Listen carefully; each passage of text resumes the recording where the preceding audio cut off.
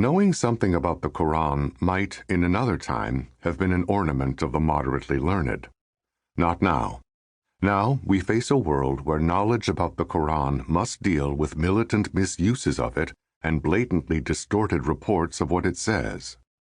To help the majority of believers in Islam, and to be helped by them, we must see how far terrorists have departed from the book they say they believe in. Influential people in our country tell us blatant lies about the religion that is followed by millions of peaceful Muslims, and we have no way to correct those claims unless we look at the morality of the Qur'an. Yet there are many people who would block our reading of it. They think the Qur'an is not for reading, but for burning. A cranky Southern pastor put the book on trial for crimes against humanity and condemned it to the flames with terrible consequences abroad. It is a bit unfair to put a book on trial without reading it. William F. Buckley, Jr. had a more genteel punishment for the book. It should be banned from schools, lest children read it. Why? Because it inspired the Muslims of 9/11 to kill people innocent of any infidelity this side of not adhering to it.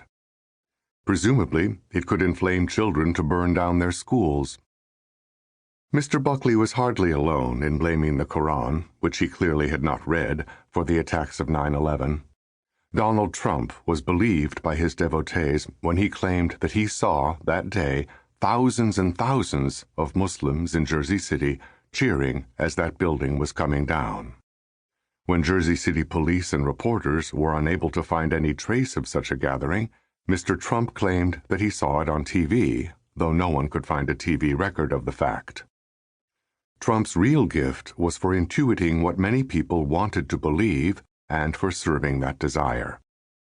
A Reuters Ipsos poll in the summer of 2016 found that 78% of Trump supporters thought that Islam was more likely than other religions to encourage terrorist acts.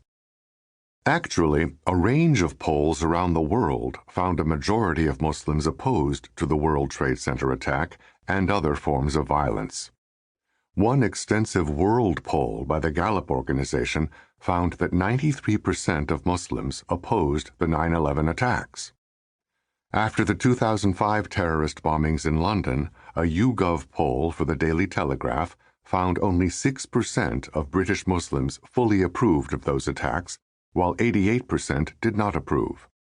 Of course, as the noted Islamist scholar Patricia Crone points out, the approval of Muslim aggression is greater in countries where there is a majority Muslim population than in countries like the United States or the United Kingdom, where Muslims are a minority. But a Pew poll found that even in majority Muslim countries, most Muslims oppose terrorist acts, like suicide bombings. More important, perhaps, is the fact that the Muslim majority that disapproves of terrorism is more religious, more Quran-based, than the minority that approves of terrorism. The latter act more on secular motives like resentment of colonial powers.